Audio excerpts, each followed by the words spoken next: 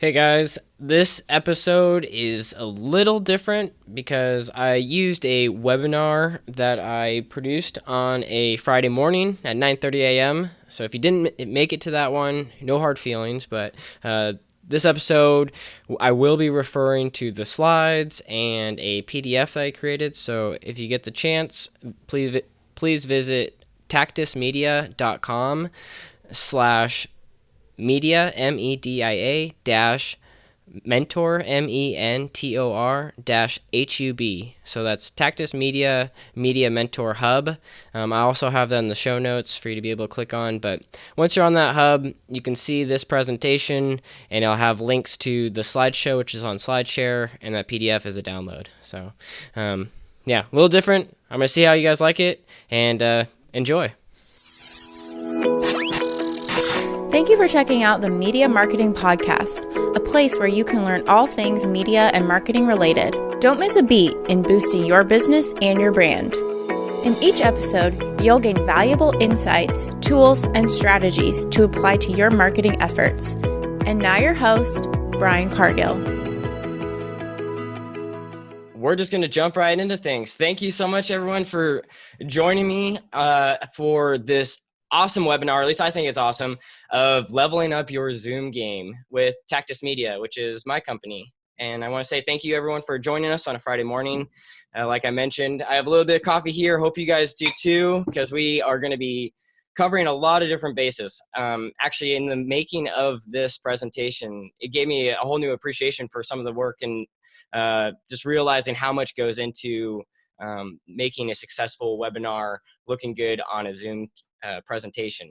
You know, I'm going to be talking about some of the equipment that I've acquired over the years. It wasn't all at once. So just know that it's a slow process of slowly building up everything you need to look and present well. And there's things that you're going to learn every single time you do a presentation. So if you guys would like, you can follow along with my slides on if you go to my website tactusmedia.com and go to the Media Mentor Hub. It will have the slides, it'll have the PDF that I'll be referring to with all of the products. I'm not an affiliate with any of these products as of the recording of this, but I will be referencing products from Amazon, Adorama, and B&H. So let's jump right in. Slide number 1. So slide number 1, a little bit about me. My name is Brian Cargill, and I started YouTube back in 2007. I had to go back and see how long ago it had been since I had, first got introduced to this platform. I think I remember being at the lunch table and kids were talking about YouTube. What is this thing? And so I created an account and threw up a couple just random videos. Back then you didn't have a cell phone, so it was a lot harder. You had to actually make the investment into I had like this little flip cam. I think I might even have it still here. It's not worth looking, but it's just this little purple flip cam, and had some great memories with that because it was waterproof, could do a lot of different things that you can't actually do with a phone today. But that's kind of my claim to fame. I think YouTube launched in 2006, and I just started making a lot of video content, vlogs, little short stories, and I've always leaned towards the documentary style. So just kind of that authentic storytelling and trying to recreate whatever it was, that experience or event that you were at. And so then, I had started making a handful of videos, and I went off to school down at the University of Oregon and studied journalism. And I found that journalism to me was more of a modes of how to tell a good story and learning how to all the different components and being a good writer, being able to do things like photography, do things like video production. And it gave me the opportunity to combine all of these skills I really enjoy, and design in there as well. And then I graduated, worked in marketing in the financial industry for a handful of years, continued to work on my craft, and then actually incorporated podcasting into my skill set not too long ago. But enough about me. Let's jump into how do you make a successful Zoom appearance. So what I will cover in this presentation is why you want to improve your video skills. What's the point of doing that? What do you want to use? So we'll be covering camera, audio, also go into lighting and some of the other accessories that make your life a little bit easier. without going too far, for example, I'm sure many of you have tried, propping up your camera on a bookshelf or on a table. It can be challenging. So I'm going to talk about tripods, things that are going to make your life a little bit easier. And then just overall enhancement tips, things that I've seen that people struggle with and can make a world of difference for how you're perceived through a Zoom phone call. And then speaking considerations, I have a background with Toastmasters. I've been in it for a better part of 5 years. I enjoy speaking, and so I want to share some of the pitfalls and challenges that I've gone through and hopefully save you from having to go through some of the similar things I have experienced. And then next is recording, which I'm going to go into briefly, but yeah, well, let's go into the first one. So why improve? Well, we are now working from home. Everyone is in this digital space where we're being forced to do. I feel fortunate that I've spent a greater part of my career in video, and now we are all on video doing this. So yeah, it's a big opportunity, and it's a great way to showcase yourself in a good light. I know many of us are going into interviews, so how you look in an interview can make a big impact for employers. Maybe you're making sales calls, so how you look on a camera can make a big difference.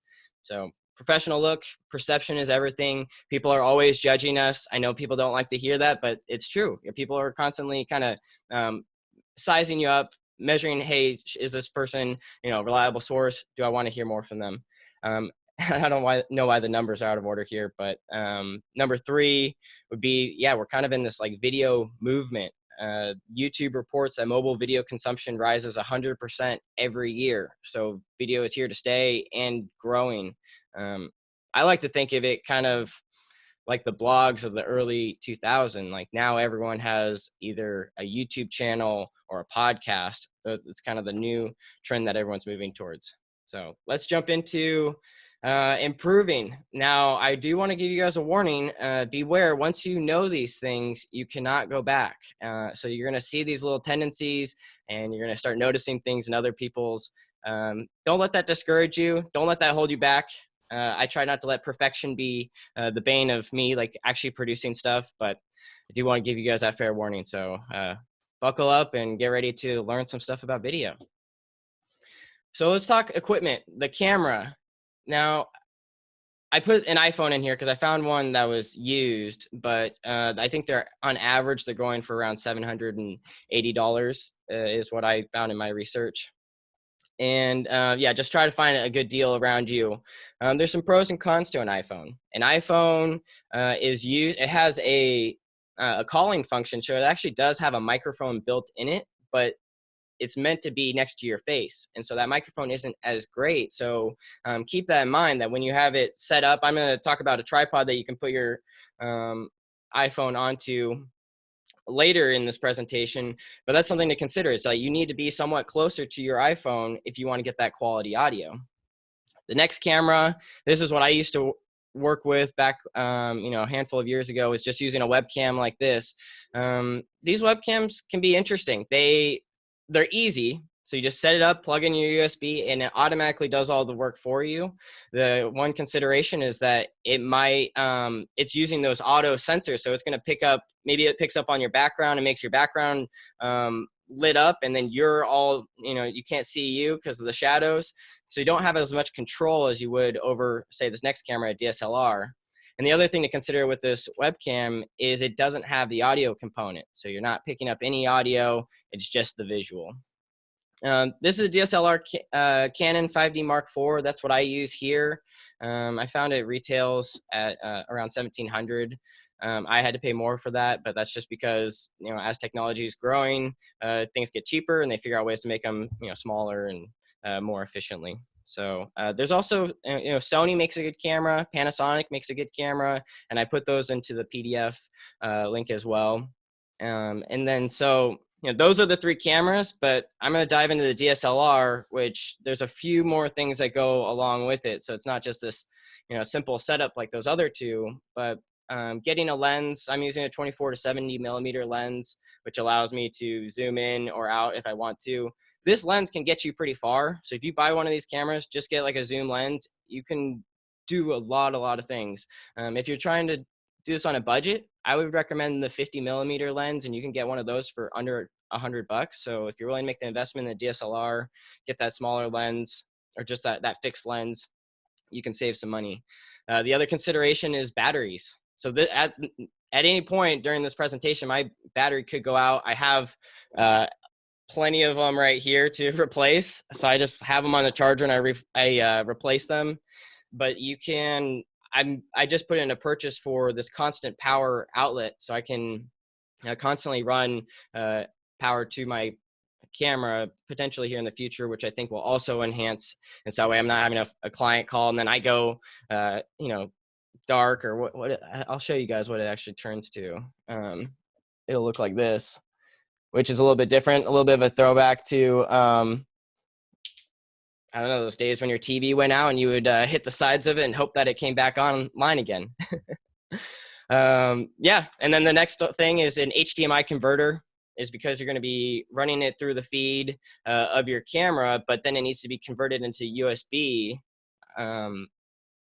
I'm hoping that a lot of people have somewhat of a foundation of, HDMI and USB, but if not, you can research those and that'll explain, converting such a high quality image into something that can be run through your computer is a really challenging thing for your camera to do alone. So having that converter box will help a ton.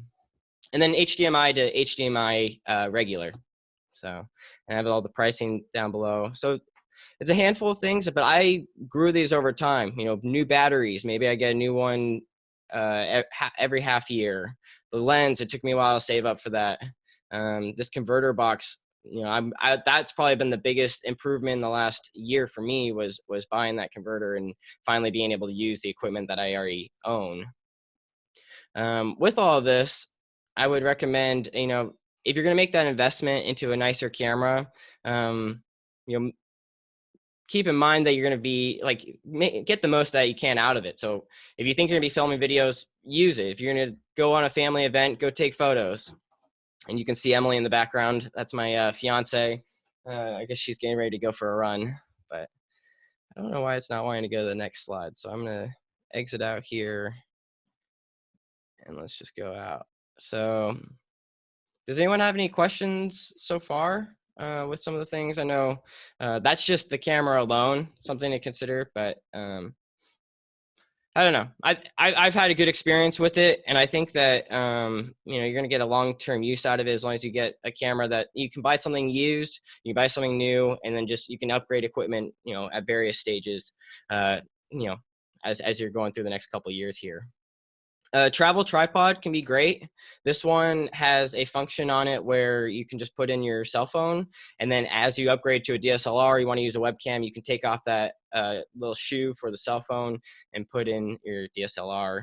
And I recommend having a tripod like this because it's travel. You can go out, wherever and set that up. And tripods are designed to hold cameras. Back in my early days, I do have some good stories of trying to prop it up against a book, putting it up on a bookshelf, and a number of things. You have this crooked camera. Having the tripod will make sure everything's level, and it'll make your life a little bit easier. And I'm sure some of you maybe solicited help from a friend or a family member to hold a camera for you while you talk for hours on end, and their arm gets tired at a certain point. So, but tripod's arm does not. And then next we have, headphones. I'm wearing headphones right now. This just allows me to block out the rest of the sound. I recommend over-the-ear headphones, especially if you're working in a noisy environment or you really want to be able to hear yourself. The over-the-ear cuffs make a big difference. And a lot of the products here are Audio Technica. I've had a good experience with Audio Technica, but I think whatever brand you feel comfortable with is definitely perfectly acceptable. I'm going to check right here because I have a message in the chat.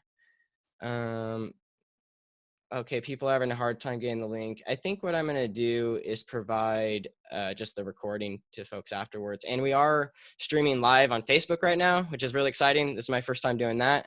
But here's in practice, all having the camera. So this is that first one, the iPhone selfie. You can tell that it has that flat look similar to like if you were watching the news. It doesn't have that nice shallow depth of field like the DSLR does on the right side. The next one is my webcam, very similar to the selfie look.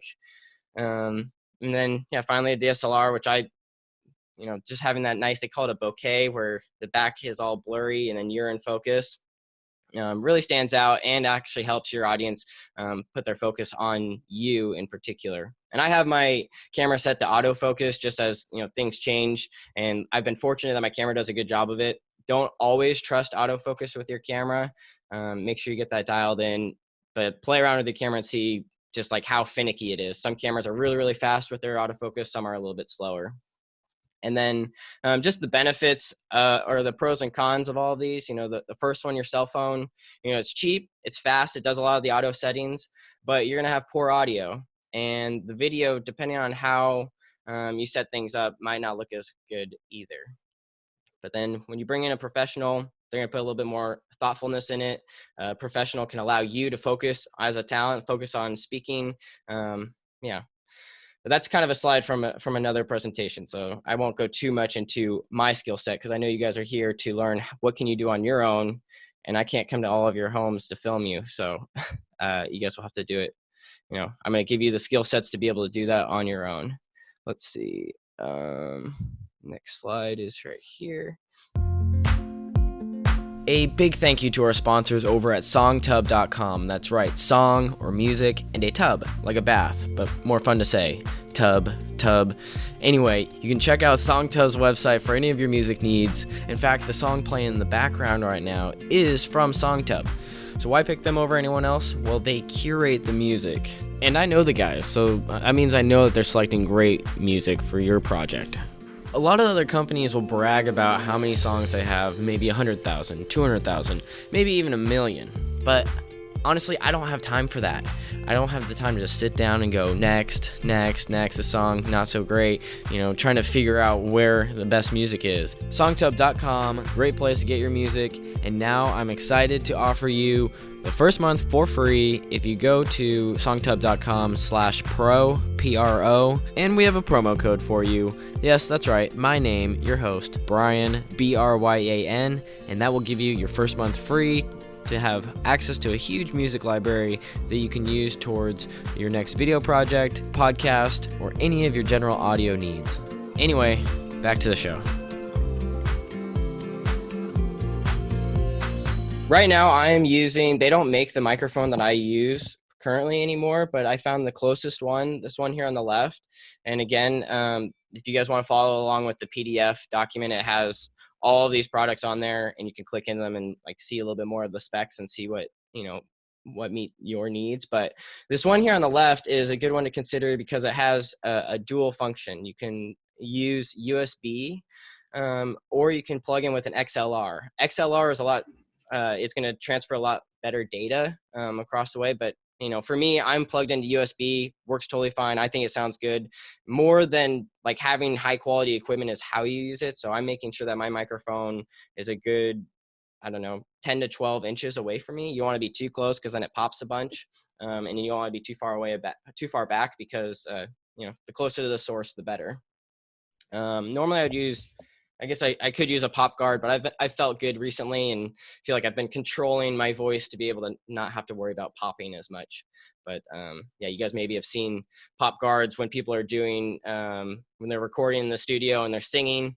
That's that way those P's and T's don't just come through the microphone. The next product I put on here was a lavalier mic. So if you are still just using your phone and want to increase your audio, mainly because you have your phone further, like I mentioned, further away from you, it's not up to your face. Having a lavalier mic that you clip onto your shirt can make a big difference. And also a lavalier is going to be better than any of these other microphones when you're out and about. So if you're out in nature or if you're in a noisy place, having a lavalier mic and speaking into it is going to be your best quality audio. And I picked a lavalier mic in here that was about 6.5 feet long, just because, if you're setting up on your camera, you want to be able to stand far away, further away from it and not be, locked into being right next to the lens right there. So, and then the next one, I'm using a mic stand. This one was like a $30 mic stand. Not 100% necessary, but it can make a big difference. Kind of like I mentioned before, having these stands makes it so you don't have to hold it physically. A friend doesn't have to hold it, and you're able to focus on the things that you want to focus on, which is, looking good on camera. And then the next one is a table mic stand. That's a little bit more of an old school style where you have the microphone there, but it does a great job. Something to consider with a table mic stand, if you're typing on your computer or if you're going to be using your mouse, that can reverberate through the mic. So that's why I like having the mic stand. It's kind of elevated and away from everything. Considerations for audio. External factors. I know a lot of us, now that we are working from home, you might have, like I had earlier, my fiance walking through here and opening and closing doors. Unfortunately, I live in a small apartment, so I don't have as many, different rooms that I could set up in. But if you have a room that's furthest away from your kids or your spouse or anyone that, could be making noise, that's always helpful. I didn't put into this video, but there's ways to block sound. Some old school way of doing it, it was like with mattresses. Now you can buy some nice foam core and you can put that up, and that'll help reduce the external sound, and it'll help keep your sound within your room. And then closing doors and windows, that always makes a big difference. My neighbors can be a little loud. Sometimes they're doing construction here, so closing the door or just choosing a different time of day has sometimes been key for me. Technical factors, the computer that we're all using does give out a little bit of a hum, a little bit of a sound to it. So having your mic pointing closer towards you and away from your computer will help with that. External drives make noise, so turning those off before you present. And if you're working in an office environment, fluorescent lights give off sound too. So if that's the case, it's better to have your microphone maybe pointing down and at you rather than up, because that sound will be, it's going to be picking up the fluorescent light coming from above. All right, I'm going to take like a little water break here just because I feel like I've been just talking at you guys so far. But does anyone have any questions about camera or audio so far? I'm just that comprehensive, huh? No, I think it's a lot. And so if you guys do have that PDF sheet to follow along with, I try to do a good job of outlining all of the different components that'll help. And right now I'm talking about equipment just because I'm thinking, just trying to have a good base, and I will get into how to use the equipment and what what are little small adjustments that you can do that really enhance your overall production. But here's my setup. On the left, I am in front of a window, and I actually have curtains that I can control the light as it changes throughout the day. There are pros and cons to using a window. I think it has the best natural light. That shot down below is just all natural light. I'm a little bit darker right now. I could adjust the settings, but I'm not going to because I still think you guys can see me and it looks pretty good. But yeah, using the natural things that you have around you, that's huge. Setting up in front of a window. On the next slide, I'll show you the different ways of setting up in front of a window to create a different look. But here's a small lighting kit. I picked this one. I have not used this one myself, but a small lighting kit can go a long way if you don't have natural light. And this one adjusts color temperature, so it can go from really blue to really orange, depending on what other lights you might be balancing within your own home. And a good rule of thumb for when you set up your lighting kit is you want to have it in front of you and probably about 2 feet above your head pointing down. I've seen some people where they have it below, and then it kind of creates cast shadows on your face. Looks like someone's telling a ghost story. Or even if you have it direct on, it doesn't create kind of the nice shadows on someone's face. So having it from above 2 feet pointed down at an angle, kind of play around with the angle. I could get a little more technical on it, but I think for right now, because we're covering so much, I'll just leave it at that. And then the next one, I wanted to give you guys a few of my thoughts about ring lights. Ring lights are really popular right now. They're, as you can see, they're cheap, affordable. This one, you can adjust the color temperature on it as well. But I'm not really as big of a fan of ring lights unless you're doing something that requires people to like really study your face, because such as like a makeup tutorial, or I don't know, if you're trying to get rid of blemishes, maybe you're doing face cream, things like that, because it highlights everything and it doesn't creating a dynamic look to how you see someone. So having those lighting kits. So that's my 2 cents on the different types of lights that are available. Oh, I guess it's actually this slide. Okay. Actually, I don't think I included it, but for when you're in front of a window, yeah, bummer that I don't have the examples for you guys, but set up in front looking at the window. Don't set up with the window behind you, because then you're going to have this crazy flares from the sun. Then you won't be, and your camera won't be able to pick up on that. And also I've seen some people try to do it on a side, and you'll get like one part of your face will wash out and the other part will just be too dark. So I recommend just setting up right in front of the camera, right in front of the window, just similar to like how I have my setup here, adjusting blinds as you need. And blinds actually do a great job of diffusing the light, so it'll spread it out over kind of like a cloud cover would. It just the light goes in and just nicely disperses out. Connectivity, that is huge for being on a Zoom call, because you don't want to drop out of the Zoom call, and you want your audience to be able to hear you throughout the entire presentation. So I'm hardwired in, as you guys can see from this picture here, that is an Ethernet cable. So if you hardwire into your modem, that'll reduce you having the opportunity of dropping out from the call. You can turn off notifications on your computer, that we don't have pop-ups, don't have email notifications, you don't have things that you don't want your audience to see. And then you have, close unnecessary apps, so that way that's not happening as well. And then less overall use of Wi-Fi at home. If you don't have the opportunity to hardwire, you don't have an Ethernet cable, you don't really kind of understand modems and routers, that's okay. They're kind of, that gets a little, a little bit more in the weeds than you need to. But if you tell everyone in your home to turn off their Wi-Fi on their phone, you turn it off personally, that's going to help. That's going to prevent the throttling of your Wi-Fi, and you're going to be able to stay connected longer. Next, talking about camera presence. So how do you look on the camera? And angle is a big thing. And I think this is really going to make a big difference when you guys watch movies. You'll see that usually the bad guy is at a low angle, kind of looking up his nose, and then the good guy, kind of a little bit level. And then if someone, they want to show them as being vulnerable or weak, they'll put from a higher level looking down. So that first one, I didn't do a very dramatic job of it, but that on the left, you can see that's from above. That's kind of that.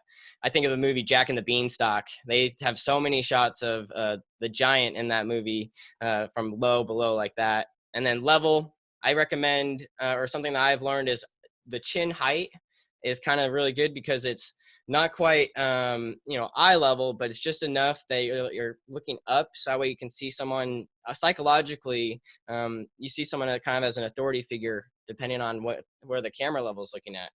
So kind of one of those interesting psychological tricks that go with being in front of a camera.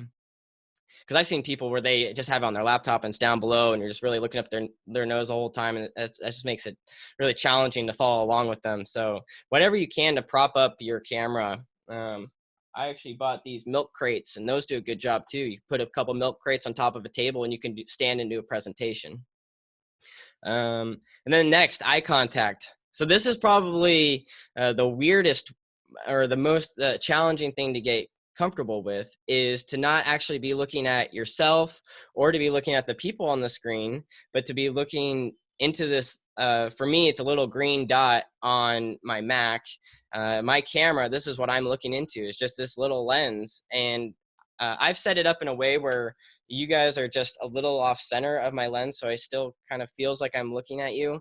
But when I was first starting out, I had all of the people that I was looking at on the other side of my screen, and so I was looking back and forth, and that's just, I think it's a little distracting for the audience if you're toggling that far around. So the closer you can keep it to your line of vision, the better.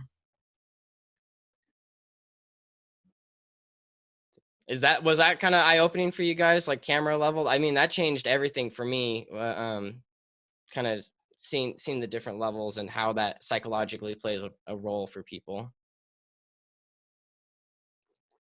Yeah, Friday morning, not 10 a.m. So we finally, we're about halfway through the presentation. Thank you, Heather, for that thumbs up. Yeah. And so, okay, I guess I did include the slide here. So far we've covered camera, we've talked about audio, we've talked about lighting, we've talked about the angle of your camera. And just as a heads up, there are 19 slides, so you can access those from the Media Mentor Hub. I just uploaded them to SlideShare, so you should be able to follow along. But there's a famous saying or a famous quote: "The pole coming out of your head is the number one thing you don't want to have happen." So this is something you'll probably notice right away if someone's on camera and there's something sticking out of their head. For me, I'm a little bit more forgiving because these are all like part of the same object, my blinds here. So it's not completely a pole sticking out of my head. But that's something to think about, is like people do subconsciously look, okay, what is behind you, and what are the things that are noticeable. The other one is headspace.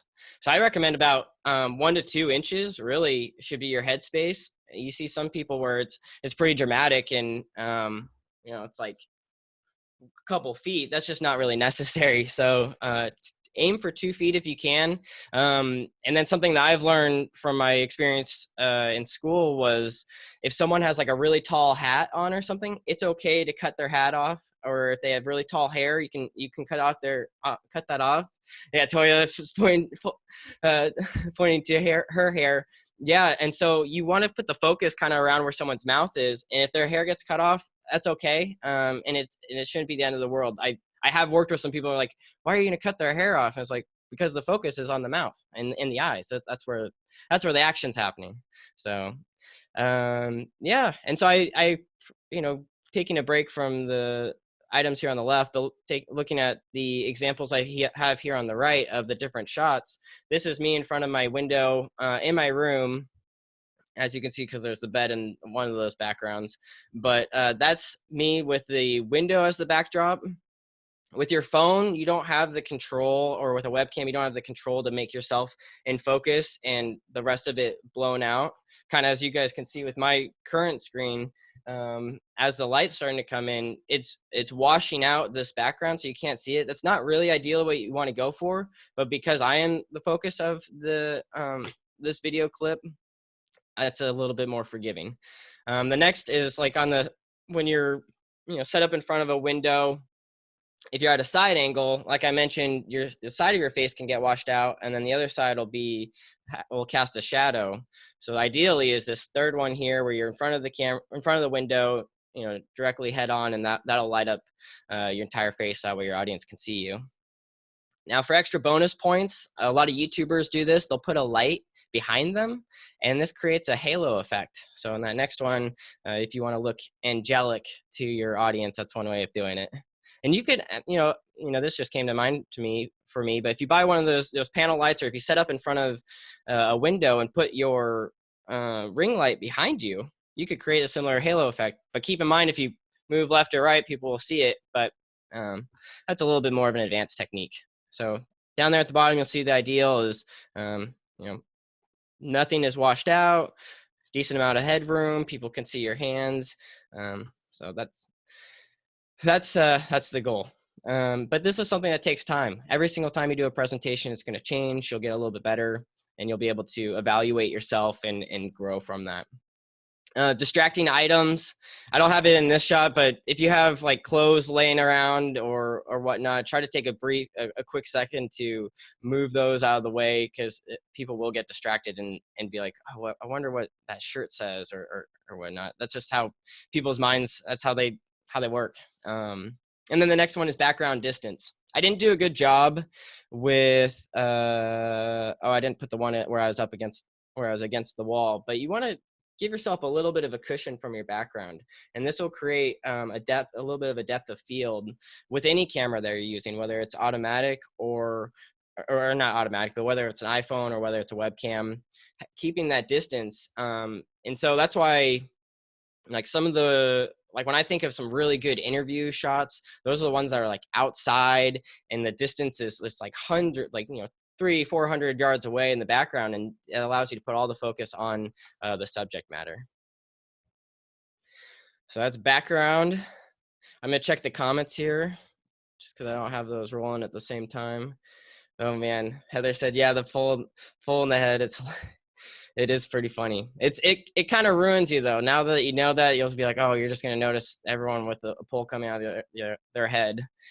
And this is a side note. I don't know. I think it's just a funny story. But my dad, when I was a kid, he took me to London, and he made Big Ben come out of my head, and he still makes fun of me to this day, and shows me that photo and says, "Hey, remember that time I made Big Ben come out of your head?" And I'm like, "Yeah." Now I teach people not to do what you did to me.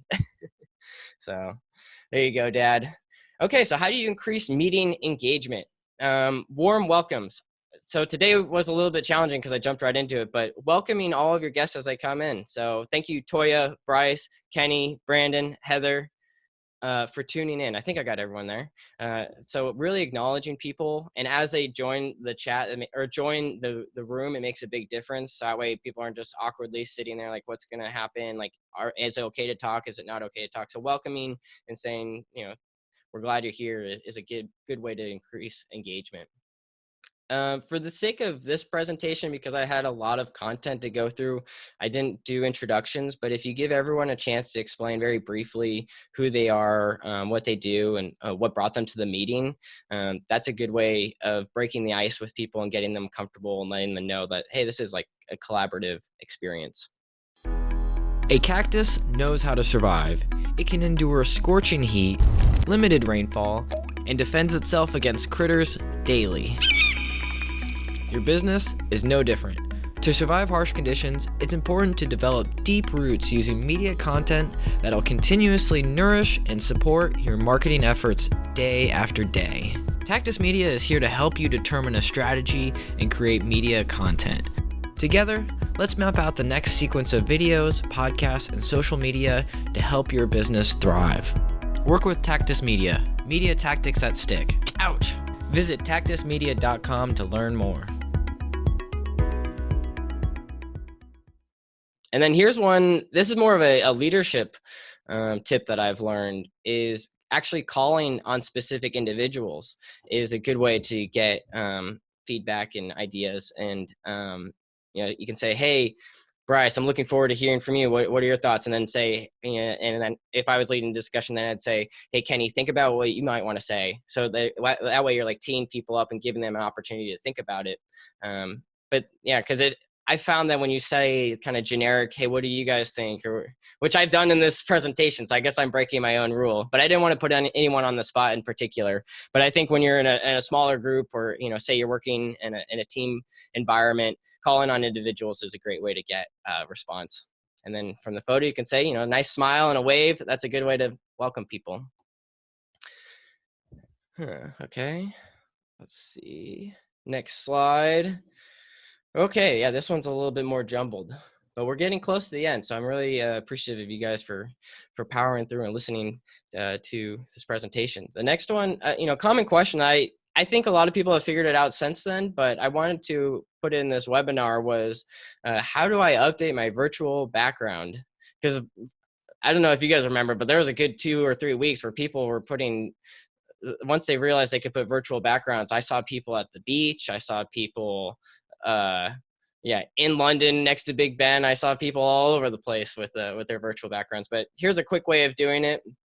And this is actually a good time to talk about maybe my camera setup. So when you go along the bottom of the Zoom call, you'll see all of these options. If you don't, you can always go to the top corner and click file, and it'll give you all these settings too. But when I hover over stop video, there's an arrow, and you can see that my camera or my computer is identifying my DSLR, my Canon 5D Mark IV, as this U-tap. But when I don't have the camera on, that's what it shows, is these that old school, your television is lost connection. But yeah, so you click over to virtual background, that third one down, and there's a little plus button. I should have done a better job highlighting it, but there's a plus button here. And when you click that plus button, you can upload an image, or now they've incorporated video. So you could have a moving video in the background. I haven't mastered that yet, but that might be the next thing on the horizon. But putting a photo can be helpful. And I do a lot of Toastmasters. So I have, green, all the different backgrounds for when people are, done with their speaking time, or when they're trying to meet the minimum time. And I have a couple other ones built in there too. And then I highlighted here, if you have a green screen, if you click this and then click the green screen color, it'll help your computer identify what is the actual background. And you don't have to have a true green screen if you are up against a wall, pink, blue, whatever color wall, and you click that, it'll identify it as well. And then mirror my video. This one gets a couple people. I had some friends that actually, I won't say their names, but I had some people that were showcasing, a product that they had just put out, and it was reversed. And so they came out later and said, "Hey, we reversed it, but this is what it looks like." And they solved that problem very quickly. So something to keep in mind is that it's mirroring the clip. You guys have been doing a great job. One of when I was asking for feedback on what is someone, what do they want to learn from webinars, what do they think people should know, and muting was one of them, where I don't know if you guys have been in some conference calls and maybe a spouse walks in or whatnot, but muting yourself can be really helpful. There are some pros and cons to muting yourself. I would say the pros is it's going to formalize things and keep things streamlined, and you're not going to have as many distractions. The con to muting yourself is it doesn't provide as much of a collaborative experience. So, to that previous slide, for increasing engagement, maybe you recommend to people not muting themselves, but I don't know how, that's just kind of a comfort level thing.